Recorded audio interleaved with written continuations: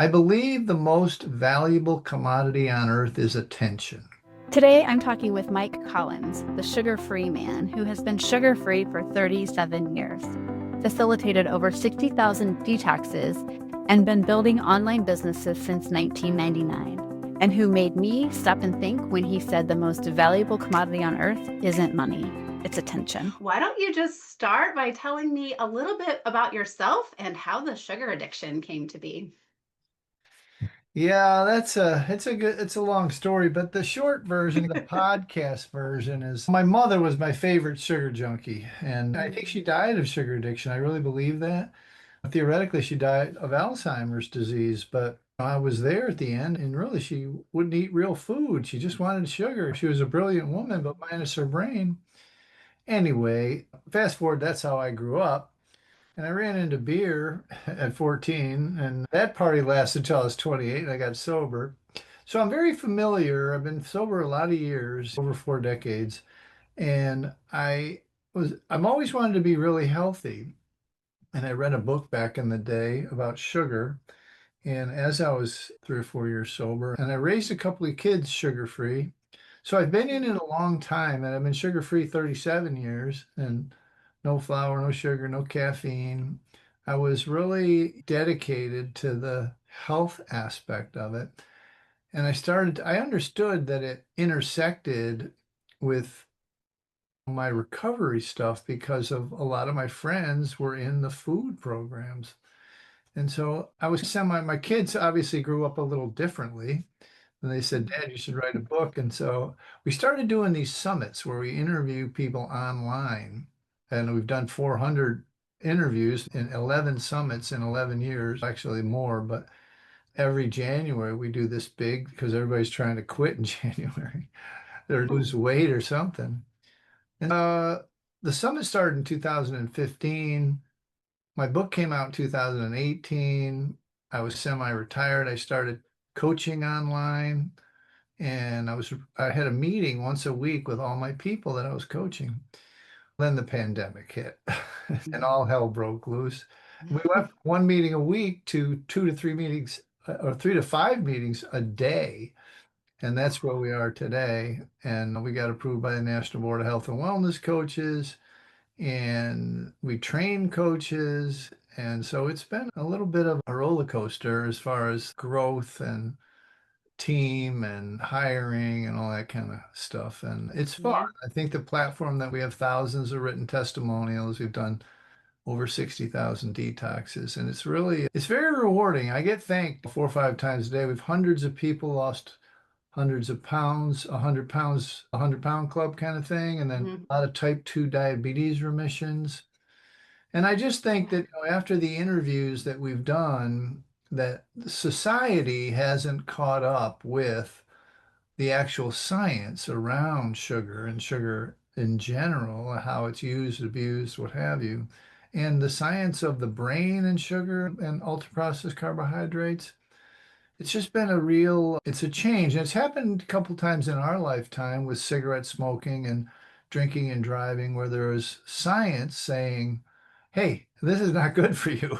And now we're trying to catch up societally as a group. So that's the short version. And the sugar-free man thing came in during the pandemic, so I kind of ran with it. So I'm known as the sugar-free man. Yeah. I feel like that's very true of most health, fitness, wellness professionals, business owners. There's some thing that happened in our history that we just get passionate about it. And so seeing Yeah. your mom go through that makes sense for why it just drives us then to really help others avoid that situation. So you mentioned how you feel like society is not catching up or not with the science. Do you feel like that's starting to shift now and society is catching up a little bit? And what does it feel like to kind of have the world finally start catching on to what you've been talking about for 35 years or doing for 35 years? Yeah, no, that's a good question. So I do believe that, yes. And I don't want this to become political, and I have no affiliation with any political stuff, but I think that RFK Jr. has made the conversation front and center. Yeah. He's supposed to be coming out with food labeling stuff. He came out with a new food pyramid. And strangely enough, it's aligned with the stuff that we do with reducing Mm, ultra processed carbohydrates and dyes and more holistic stuff. And so I think, yes, the conversation and the summits that we've done, there's other people now doing summits and there's other people educating this kind of stuff. So I do think that it's getting out there. It is slow, but I've always been a kind of a grassroots up person, building up as opposed to, I think the policy guys are great and the kind of passing laws and all that kind of stuff. It'll work slowly, but it won't work. It will never work as efficiently as boots on the ground, people helping one another. And we call it peer recovery, people mm, helping. That's what our support systems are about. We help people. 85% of my coaches got off sugar in my system and then took the certification. So it's all, they just want to give back and help others. So yeah, I yeah. think it's happening slowly, and there's a lot of people in my space now in this area, and from all different ways. They've all from late stage food addiction folks and 12-step kind of backgrounds, all the way to people thinking it's a great business opportunity. Which it's funny that your show about there has been 3 or 4 major competitors of mine who have gone out of business Mm, because it truly has been a marketing puzzle over the years because people they don't want to be an addict, they don't want to give up their sugar, they come to me. They're not interested in quitting, they're interested in learning how to use it normally, kind of like an mm, alcoholic when they come, they don't want to quit drinking when they go to treatment. They right. just want to learn how to drink normally. So Yeah. that's kind of what the Interesting. people, and most people come to me for weight loss originally, Yeah. 95% of them. And they have a rude awakening when I don't really talk that much about food or diet or anything like that. So yeah, the answer to your question is it's happening, but it's pretty slow. Yeah. For sure. You've also talked about some of the changes that your business has gone through and the marketing aspect of it. What would you say is working really well in your content and business right now? And then what are the biggest operational challenges that you're navigating? Eyeballs are the number one Mm, challenge. So yeah. I've been online making a full-time living since 2003, but since 1999, my first website. And so I've been doing it online. My kids are in it at high levels. They manage Ford Motor Company, Pizza Hut, those kind of accounts. And it's just eyeballs. It's just getting I believe, and this is interesting for your show, I believe the most valuable on earth is attention. It's absolutely the attention. And you talk about a business case, use case, and Kylie Jenner can go from 34 million subscriber or followers to $1 billion in less than 6 or 8 months by with a team of 5, a cosmetics company, because she has the attention, right? Whereas someone with $1 billion likely could not recreate that, right? They couldn't, in other words, they realized that attention is worth more than any infrastructure, any ads, any whatever they could build in that short period Yeah. of time. So Interesting. attention is a strange mistress for me. It's really and it's very difficult to understand or map out where you need and should be and how to reach the people. It's a strange group, my group. 95% of my clients are women who are 30 or excuse me, 30, I wish. I like to say 45 to 80, but it's really 50 or 55 to 80 because they've just struggled all their life with Yeah. weight and dieting and whatever. And they've narrowed it down to their Achilles heel being sugar and ultra processed carbs. And Mm, they can do anything, any diet, but they can't, they can do any exercise, but they always get derailed by the sugar and go back. mm, You know the stats, mm. 95% of all people lose any amount of weight, gain it all back in the first year. And with Jason Fung's new book, he's upgraded to 99%, effectively a zero success rate of calories in, calories out. Eat less, exercise more. It just it's Mhm. never worked. And now it really doesn't work. This is chemical signaling in the body, not freaking a bomb calorimeter, which is how you measure calories. Don't get Right. me off on this Yeah. subject. We'll take over your show. Yeah, sounds good. Definitely agree. It really is just about attention, and it's a challenge that everybody I talk to is definitely faced with right now, like figuring out whatever your ideal target market is, right? For you, it's above whatever the 45 or 55 to 80. Where are they paying attention, right? And it's constantly changing because we're bombarded with so many opportunities for so many places to put our attention, so it's figuring out where they are, which makes a lot of sense. What about, let's dig into the finances a little bit. What is your biggest financial win recently? And then what are the challenges that you're facing there? And again, as specific as you want. Yeah, so the summits are always, in both regards, financially and attention wise, we bring in, I don't know, how the functionality runs. Most people in the business, and it'd be interesting probably for your audience, is that at their core, summits are lead aggregators, they're name aggregators, they're email aggregators, right? Because it's run by, so I get 50, literally 50 speakers. It's like doing a podcast, yearly podcast. Instead of doing once a week, I compress it all into 1 week. And unless you don't have a full-time job or you make it a full-time job, watching 8 hours of programming a day is a lot of work. So they buy the package, right? But even before they buy the package, they get to watch it for free for a week and they Mm, opt in and they declare to me they're interested in this topic, right? Whatever the topic is. And we've run different topics, mostly on sugar, but we've run different ones too. And so now I accumulate tens of thousands of emails in a short period of time, bolstered by the speakers, if they're willing, not all of them, most of them participate, but they mail their audience. And so the 5 or 10% of their audience that's interested in this topic signs up and they listen and they watch.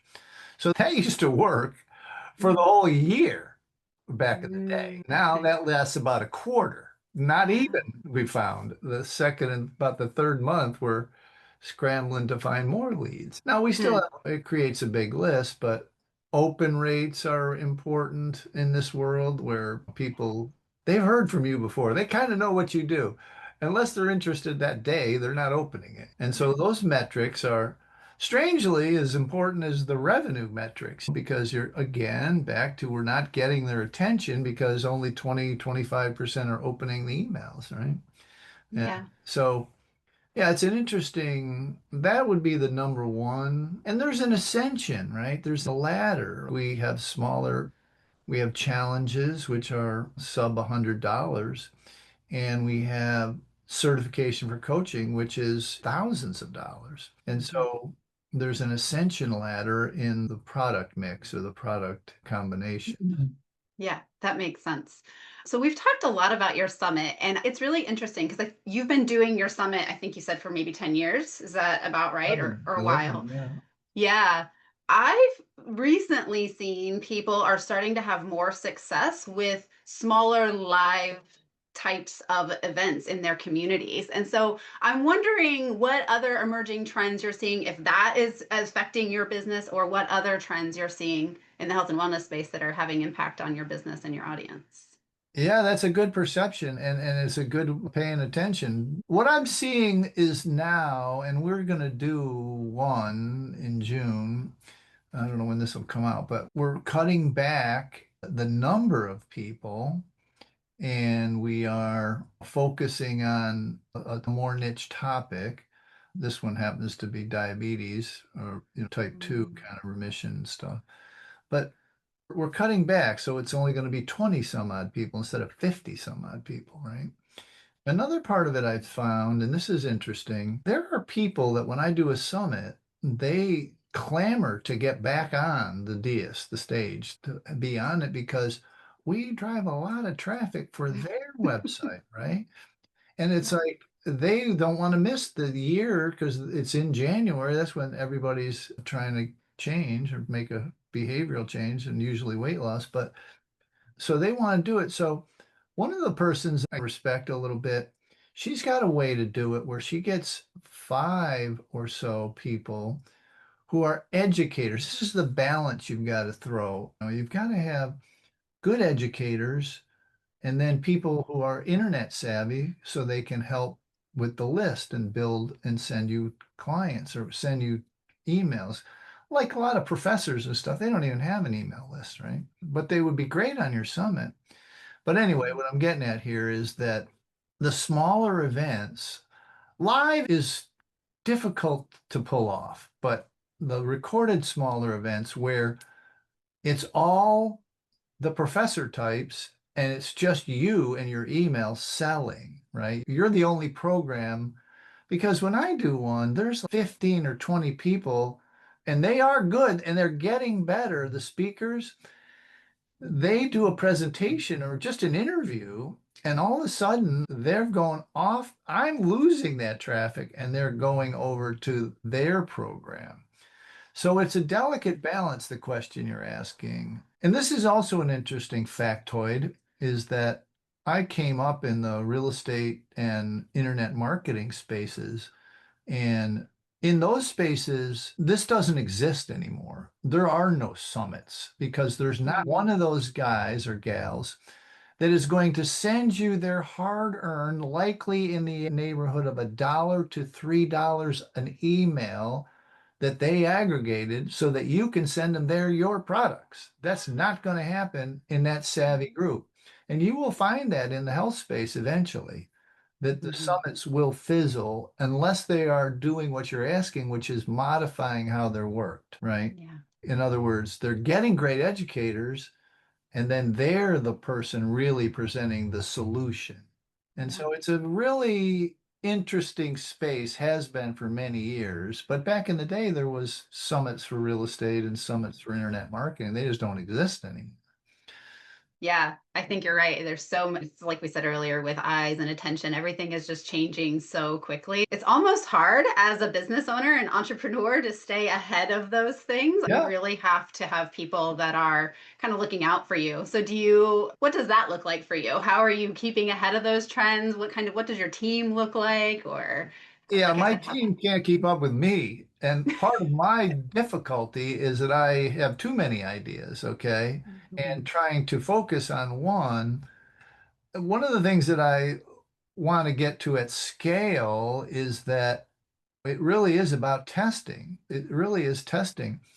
And one of the things I wanted to talk to you about and maybe get your opinion on is this idea that the metrics of business are changing, right? Like the Kylie Jenner Mm, example and like the Summit example and like these types of things, the open rate examples and the cost of an email and then the corresponding opening rate of that email, the metrics of how revenue flows is changing rapidly. Yes, at the end, you have to have good American greenbacks in your profit first kind of scenario, but I'm also totally fascinated with how the metrics flow and me creating ideas is not the problem. That's actually at this point a bottleneck because the guys can't keep up. And I don't mhm, have enough team or enough resources to do all the things I want to do in this space mhm. and other spaces online. I love the internet, I do, and AI has made me love it even more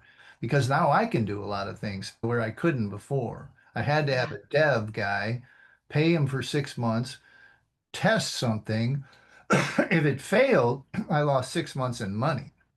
Now Right. I can throw something up myself quickly. Yeah. I still can't finish it the way I want. But anyway, what I'm getting at is the answer to your question is it's changing so rapidly. And I think that the metrics that people observe need to change. And my guys are crackerjacks, really. They're good. But Mhm. they also have other businesses and interests. So I don't have them full time, right? Yeah, I think what you described, Mike, is a very common problem for business owners and entrepreneurs. We're visionaries, myself included. The ideas are not the problem. It's finding somebody who's good, who can see it to completion, right? And not even somebody who's good. I have good people, you have good people, but how many of my ideas can they do? And how many of my ideas can I even express well to them. And that's where AI has been huge for me. Yeah. I too am like, it's my best friend some days because I'm like, I have this idea. Help me synthesize it, right? Help me figure out what the good parts are and what parts I need to throw away. And then I can take that and it's a lot clearer what I want when I hand it off to somebody. And so, yeah, AI is not finishing it, like you said, but it is getting it way further down the road than it's been. You're using AI the right way, and a lot of people don't understand that. That strategy level is super important. Yeah. And yeah, I can't stress that enough. Yes, it can execute lots of things. It can write an article for you or do whatever, an email. But the strategy and letting co-work or GPT know you and Yeah. really understand what you're after and what you want to do, it can give you clear. A lot of times at the beginning, it's still a little today, as I have to push back and say, "You're crazy. That's not going to work." And they say, "Oh, sorry." But occasionally it's like this revelation that I never thought about, whether it's an Yeah. idea or whatever. Yeah. The Same. visionary thing is, I'm a big fan of the standardized testing, Colby Mhm. Yeah. binders, all that kind of Colby stuff, is my favorite. because it really does work. It Yeah. really does It work. really does. I mean, Absolutely. it's so funny because the guys I have, both of the two real Cracker Jacks I have, they both tested one on StrengthsFinder, one on Colby. They are integrators at heart. I don't know, this older guy, he's gone now, but his name was Michael Gerber, who wrote a book called, no, I'm not going to remember. It was the predecessor to all of the kind of entrepreneurial books. And he calls people like my guys technicians that are having an entrepreneurial spasm. Ah. Like Yeah. they're much better at the E myth. Well, how could I not remember that? The I thought maybe that was it, but I couldn't tell for sure. Yeah, it's like Michael Gerber, the E-Myth. They are really good technicians, but they really want to be entrepreneurs. And then they don't have the visionary capabilities. And I don't think of it as anything like you got brown eyes, I got blue eyes, whatever. It doesn't matter. It is. If you're a visionary, Hmm. first of all, if you are one, you can maybe relate is like people call you a visionary when you're dead, for God's sakes. It's not, you're going to tell people you're a visionary. That sounds Right. ridiculous, right? But it's real in the EOS stuff. You're probably familiar with that stuff. Yeah. It's real. And then the person that they need is that integrator. They need that person to help them execute on the ideas. Tell you, no, we don't have the resource for that one right now. We need to stay focused on this one. That's also a role we play, like that role you just talked about with a lot of our clients, right? Talking about resources. So I'm a visionary for my own business. And yet when I go into clients, sometimes I have to be more of not so much the integrator as far as seeing things through to completion, but do you have the resources and asking those questions, right? Because most everything we do in business does take some kind of financial resource and or it will show up on your financial statements one way or another. Every decision you make shows up on your financial statements. And so that is what we try to keep top of mind for our clients when they're making decisions. You have lots of other people who will talk to you about how that affects your audience and how that affects your team and all of that, and that is great. You need to consider those as well and the financial aspect of what you're doing. And so it's I do play both roles depending on the role that I'm sitting in at the moment, whether I'm leading my own business or working with I clients. So I swear can. to you, I thought you were going to say this, okay? And I think I got an intuitive hit that this is exactly what's happening is that those clients that you're working with are technicians that had an entrepreneurial spasm, and that you're coming in literally not maybe under the guise of straightening out their finances and getting their profit first, but you need to be their vision because they can't see it. Yeah, that's really interesting that you say that, Mike, because I did just have a client the other day say to me that we are their financial visionary. And a lot of financial consultants, if you will, coaches, CPAs, not necessarily coaches, but CPAs, bookkeepers, they're really focused on what has happened. And she equated that to being defensive, right? I think, like I said, with most money people in the world, we take this conservative angle. And so do we. I've been accused of being conservative with money and not letting somebody take enough risks with money, but really casting the vision for what will happen if you do this. So I do agree. A lot of the people we work with are excellent technicians who've maybe had that entrepreneurial spasm, they also have some level of visionary They would within have to, yeah. their field, right? And that's the thing that we run into. People, especially in the health and wellness space, I think even plumbers and electricians are amazing technicians. And then they decide for some reason, it's that entrepreneurial spasm, I want to do this for myself. And I think one of the places that we as society fail people is oh, you can have the American dream, but we don't really talk about what is included in that, right? What is the background that you have to have, that running a business is more than just being an amazing technician. And so that is where we do come in and we're like, okay, here's the financial vision piece of it. You go do the fitness vision or the health and wellness vision.